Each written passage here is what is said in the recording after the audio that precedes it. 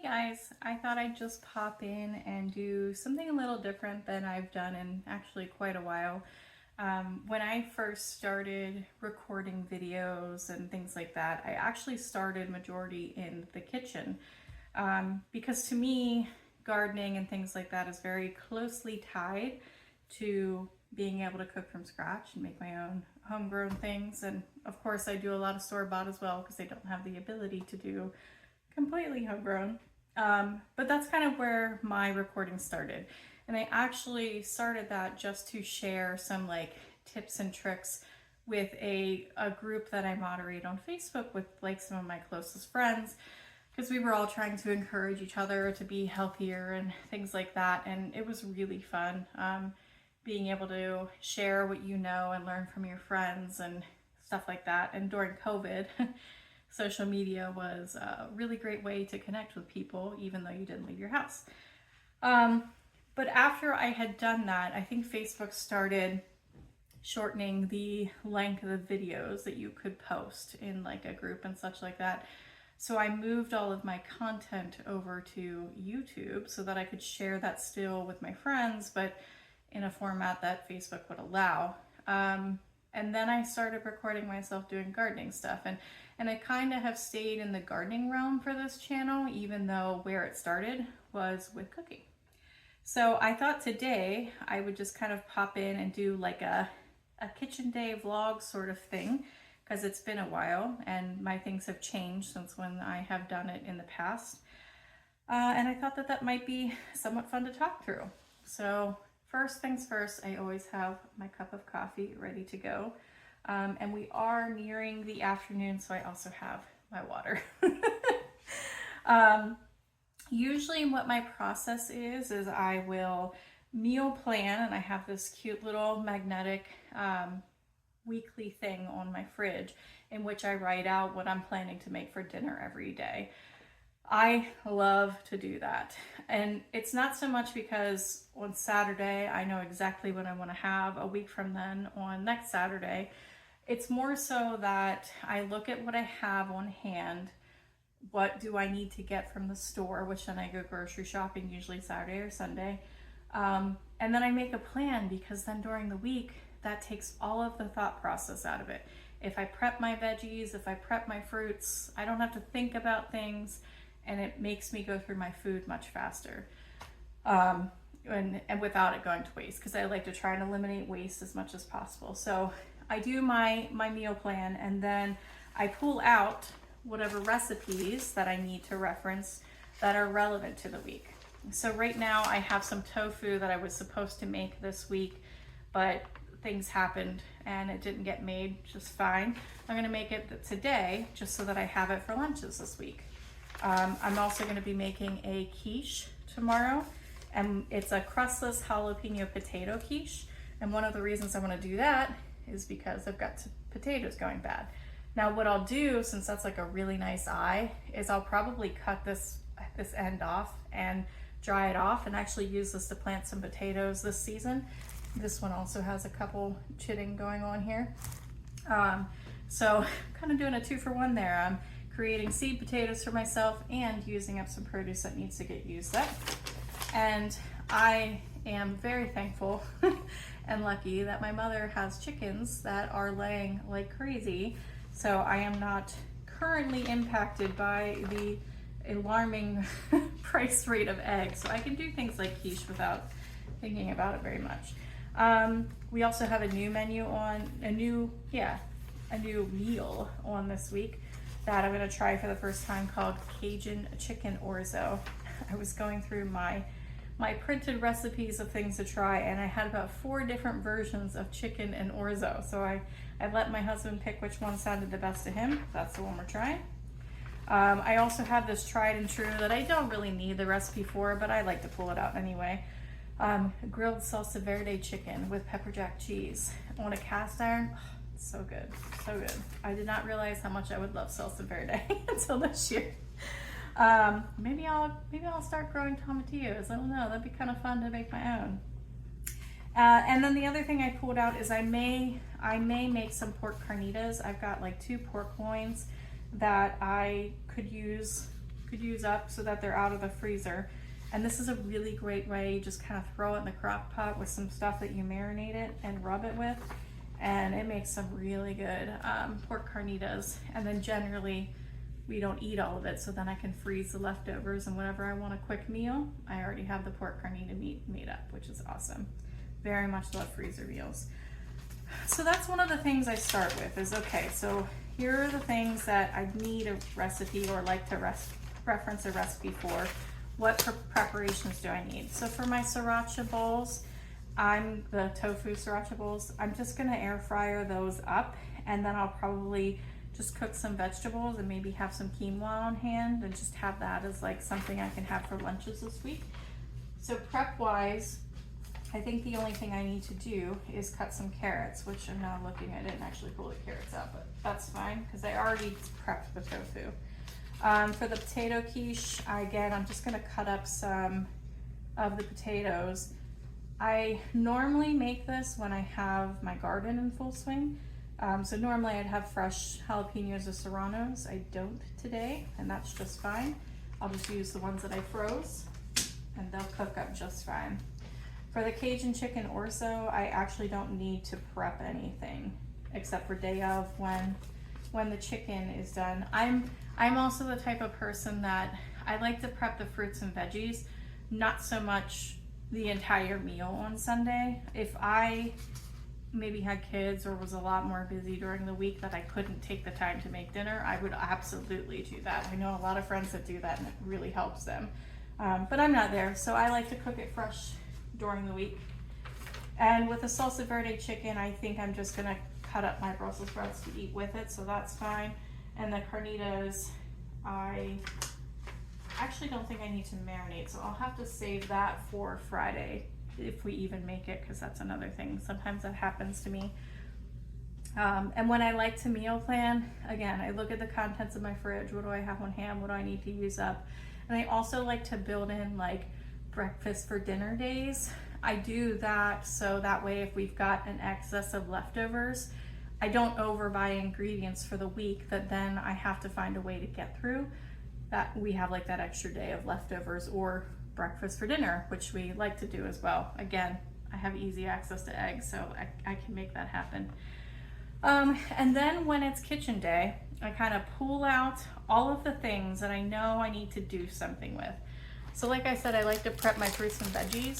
So my husband and I really like these little mandarin oranges. They are in season right now, which is awesome. But we find that if we have to actually do the work of peeling them to eat them, we don't eat them or go through them as fast. In fact, I've had this bag half opened in my fridge for like a week and a half at this point. And normally that would have been gone if we had taken the time to peel them. So I'm gonna peel them today, get that over with. I also have an excess of blueberries, which is great. I like to, like Giant does this thing where they're like buy two, get one free sort of deal. I like to get extra blueberry because they last a lot longer if you put them in like your veggie drawer than say strawberries do. So I like to keep those. And if they start going on the mushier side, then I just make a compote out of them and put them with Greek yogurt or something like that, which is one of the things I want to do since I do have an excess. Is I found we've been really getting into sourdough, so I was going to show you feeding the sourdough today as well. And I've been doing the incorrect thing of continually keeping the discard because I'm like, what else can I make with this? In fact, we had sourdough pancakes this morning that you take the discard and you let it ferment overnight on the counter, and then you cook them up in the morning, and they're so good, so good. Anyway, so since I have an excess of sourdough discard and blueberries, I found this recipe online that is for sourdough breakfast bars with jam.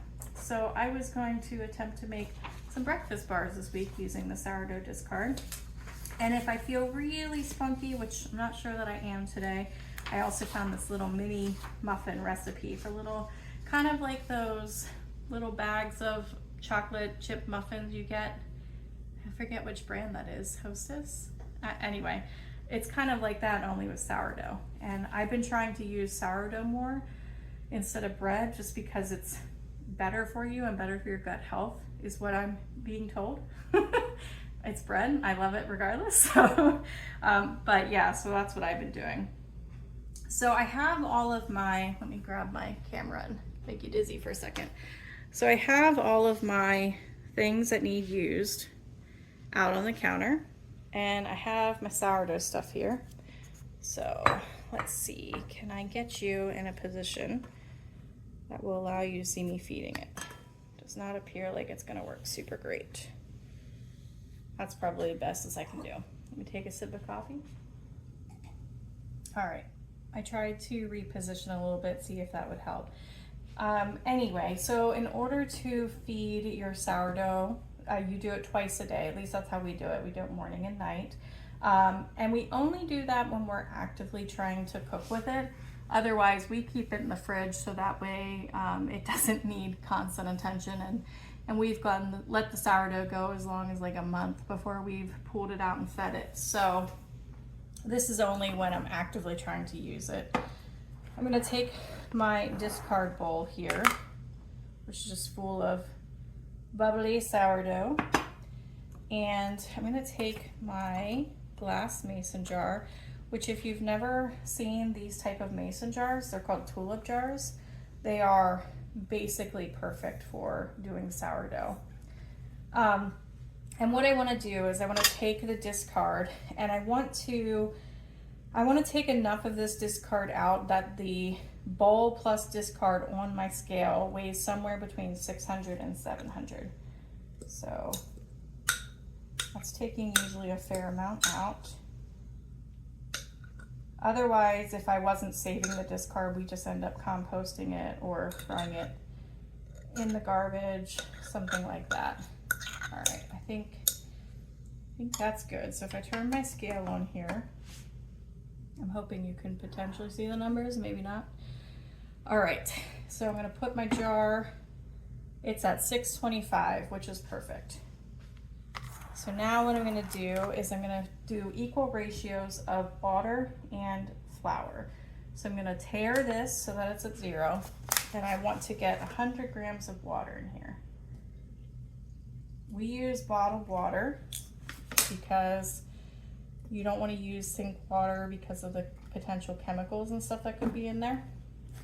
So we use bottled water. All right, so that has 100. I'm going to tare it again.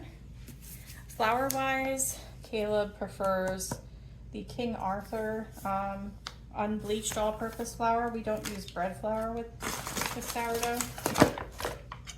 And then I just take a large spoon and I add flour. That's 40,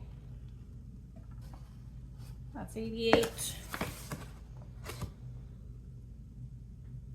that's 113, so a little extra. That's good. Now it's 109. It's okay if it's a little off. It doesn't need to be perfect. Oops. Now, I'm gonna put my flour to the side. I'm gonna turn off my scale. I don't like to mix the sourdough on the scale because I don't want to mess with the weights or anything. I'm gonna take my fork that I'd scraped out earlier, and you're just gonna mix.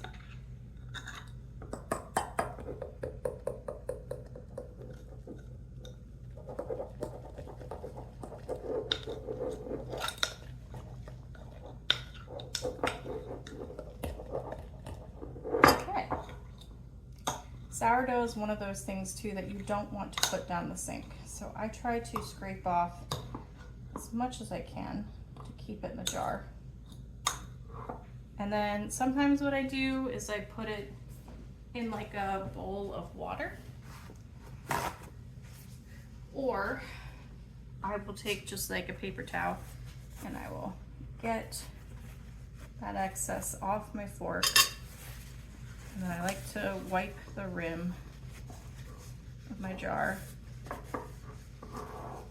And then I can throw this paper towel into the compost bin, which is right behind my phone. Okay. And then I'm gonna take my little lid, snap it back on, and then we stick it on a plate with the utensils we've been using, just so that way I'm not like washing the spoon and the fork over and over again and getting excess flour and sourdough down the sink. And then we sit it on the counter and let it rise. I may be feeding this one more time, or I may be putting this, oh, sorry, I had to move something. Or I may be putting this into the fridge. I haven't decided, depends on what I decide to make today. I think I have enough discard though. I won't need to put any in the fridge. All right, so that is my sourdough. And I think before I actually make anything with sourdough, I probably want to actually prep some of my stuff. So I'm going to do that. All right. And then basically what I do is I work through what I need to prep. So I've got like this bag of Brussels sprouts. The way I like to make Brussels sprouts is I cut the end off and then I quarter them.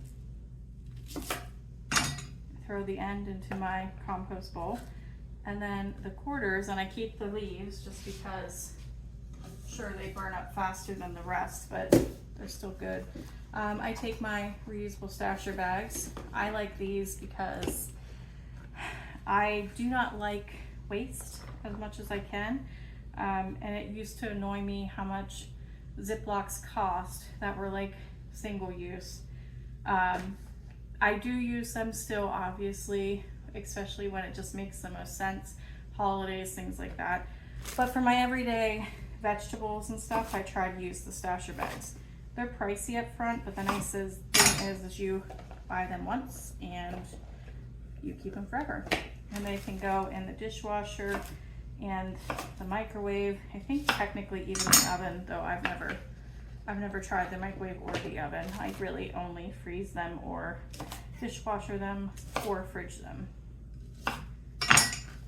So I'm cutting these Brussels sprouts up because my plan is to roast them with my salsa verde chicken. That's on the menu plan this week. The other thing I really like to do with Brussels sprouts, I was able to get some broccoli slaw this week, but sometimes if I can't get my hands or I didn't have time to go to the grocery store, I'll take Brussels sprouts and I will shave them, which kind of basically makes it like cabbage. They're all part of the same brassica family anyway.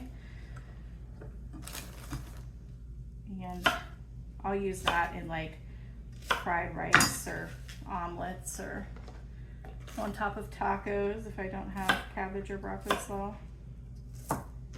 I have shrimp tacos on the menu this week, so I was glad to be able to get some broccoli slaw. I just like that boost of not only color but flavor and vegetables to my diet. I'm almost done with these. I used to actually, I usually keep Brussels sprouts on hand in the fridge because these are one of those vegetables too that will last a really long time. Kind of picked that up during COVID as well, when I was trying to be healthier and then COVID hit and the grocery stores got a little crazy. I prioritized ordering vegetables that would keep in the fridge for a long period of time in case something happened. So that's when I got to know a lot of carrots and Brussels sprouts and blueberries, things like that. So yeah, now I'm gonna move on and just do my strawberries. My strawberries, I just cut the tops off. Kind of cutting them a little far from the stem this time. I do have my own strawberries growing in my garden, and I actually moved a lot of them to my green stock, and I was hoping, and then I put it in the greenhouse. So I was hoping potentially I'd get an earlier strawberry harvest and one protected from birds this year than I have in years past. So fingers crossed for that. Okay. So then once my strawberries, and these were already washed, that's why I didn't wash them again, but once my strawberries tops are cut off, I then also quarter them. And I've seen lots of tricks of like keep your strawberries in a mason jar, things like that. I have actually not tried the mason jar thing, so I can't really say yes or no if that works. I'm sure it does to some degree, but I found this little container at Giant, of all places, that was on clearance a couple years ago, and it was basically like a berry keeper, and I'd only used it for raspberries, but then last time I had strawberries, I used it for strawberries, and they lasted a really long time. It's kind of like got this little green thing on the bottom that keeps them lifted but lets like moisture go through. So I'm putting them in there again because that should help me keep them. And now I've got fresh cut strawberries for the week and my Brussels sprouts. Another thing that I'm doing today is I want to work on my ranunculus corms. So I have them soaking, oops, too low. I have them soaking in water right now. Let me see if I can pull one up that isn't completely gross. Yeah, so it's not bad. Sort of what it looks like. It's not great, can't see it very well. But I soak them in water for 4 hours, and then I'm going to cover them with soil and put them in my garage for, I think it's 14 days. And then after that, I can actually plant them, and then I'll have pre-sprouted ranunculus that I can plant out early this year, hopefully. Sorry, I want to wash my cutting board off real quick. I also have a red pepper. They were on a decent sale, so I just picked it up last week. It is to the point where it needs to be used. So I'm gonna slice that up because I'll either use it as a side this week or I'll make some sort of omelet or egg hash or something out of it. I think I'll leave it in slices since I don't have a particular plan. If I don't know exactly what I want to do, but I just want it ready to go, I usually just slice it because if I decide to dice it, I can do that from slices as opposed to make slices from dices. All right, so there's that. Yeah, I'll use a stasher bag, this is fine. And then I have some peppers prepped now for the week.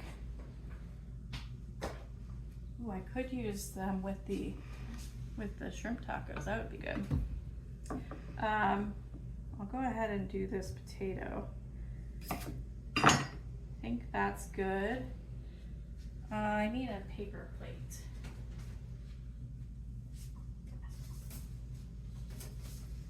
This is kind of how I dry mine out. I cut it and I just kind of sit it on a plate and let it sit for 2 days or so. And then to prep these for a quiche, kind of cut them in half and then cut them long ways. Then what I want to do, I guess I want to do short ways so they turn into little hunks here. And then the ones that are really long, cut down. And then, since this is on the menu for tomorrow, I might want to actually cook them fresh tomorrow. So then I will put them into a plastic container.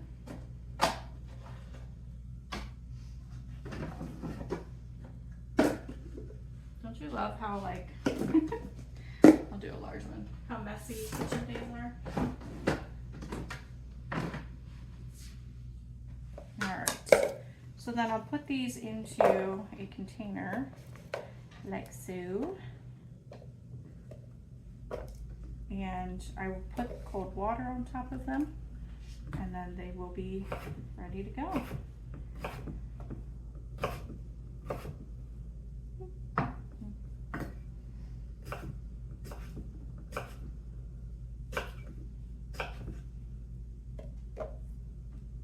Can't believe how close it's getting to spring.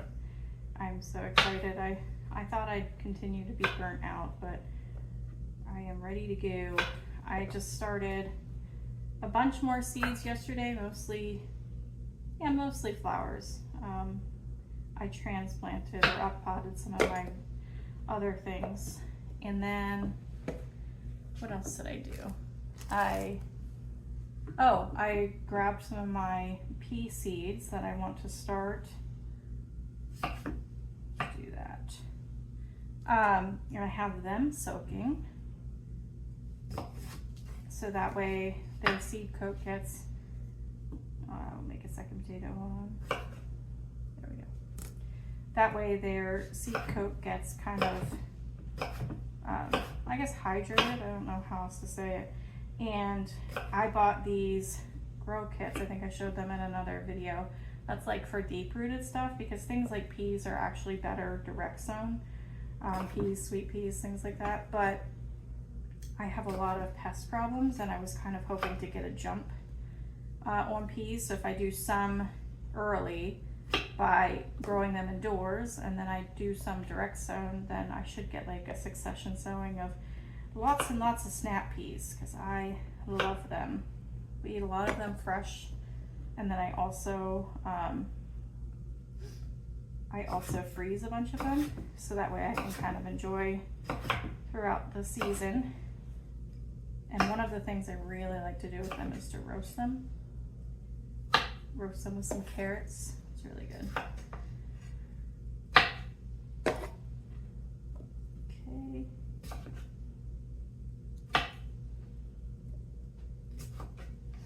I'm almost done with my potatoes. I think I only need to do one more, even though I pulled 2 out.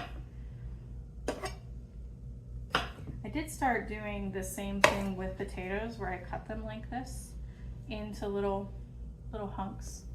And which one's older? I think this one. And I always cut away dark marks in my potatoes too. Not that there's anything wrong with it, just don't need to eat it. Anyway, I cut them into little bites like this, and I cover them with a homemade Creole seasoning, and I air fry them like they're French fries, and they are really good. I was quite shocked by that when I did them that one time. I think I did it because I had potatoes that needed to be used, and I cut them up like this, planning to do, oh no, they were tiny. That's what it was. They were tiny, so I couldn't really turn them into French fries. So I cubed them up like this and cooked them like French fries, and my husband really liked that. So we've been doing that sometimes now too.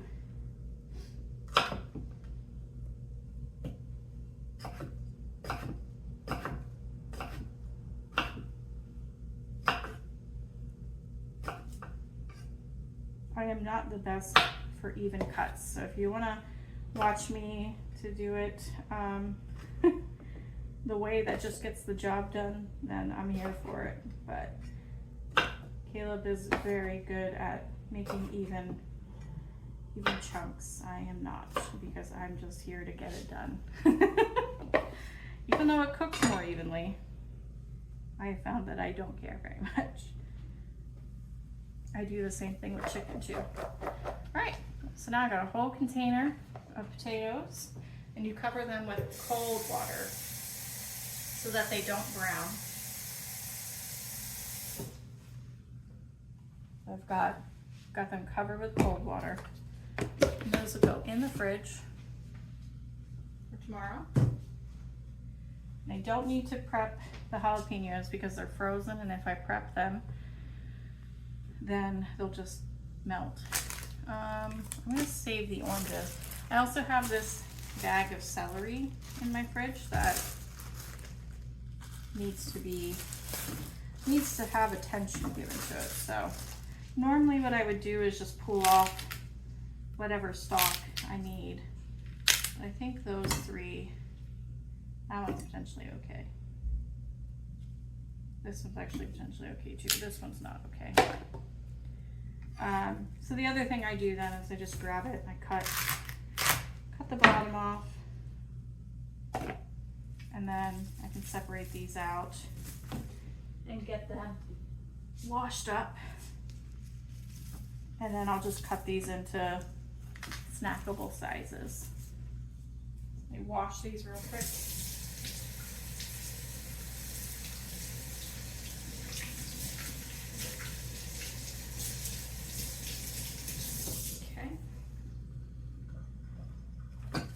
And then since the bottoms were already cut off, I just cut the tops off, put it into my compost, and then I make bites.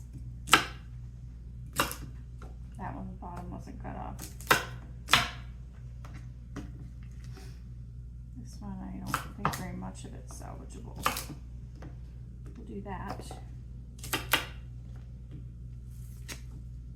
I like celery as a snack with like cream cheese and pepper jelly. I use it in so many soups and bases like that. I have even, like what I could do if I felt like it, I don't like that spot. I could preserve these by blanching them, like cutting them up, blanching them, and then putting them into freeze bags. I've done that a lot of times when I've got celery that I don't have any plans for but needs to get used. And that's nice because then I have like emergency celery on hand if I'm making a soup.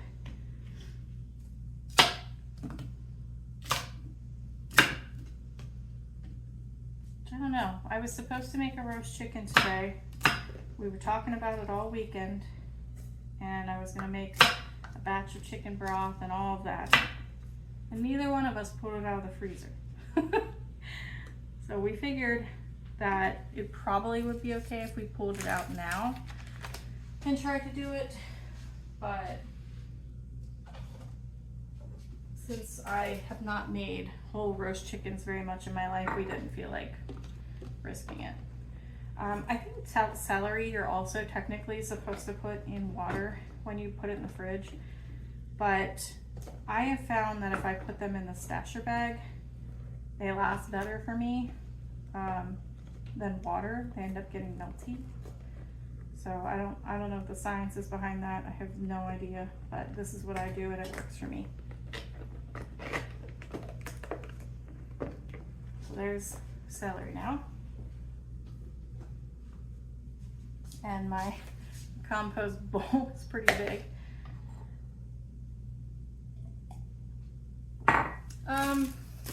Yeah, I think basically what's left on my plate then is, am I gonna make these bars, which I probably am. I'm probably gonna make the blueberry compote at the very least, even if I just eat it with Greek yogurt.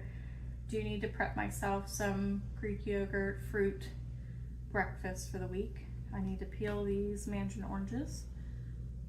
And I think that's pretty much all I'm gonna do today. And then I'm gonna, just looked over, my cat is relaxed to the max over there. But yeah, that's pretty much what I'm gonna do. I'm hoping to finish one of my crochet projects this week, or this weekend, and other things like that. So anyway, just thought I'd pop on, do a little video. Thanks for watching.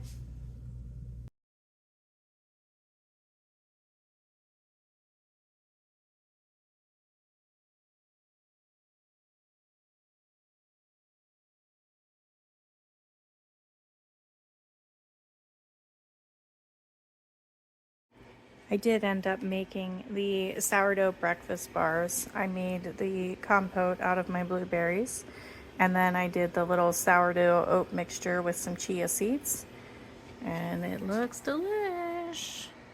I'll let you know.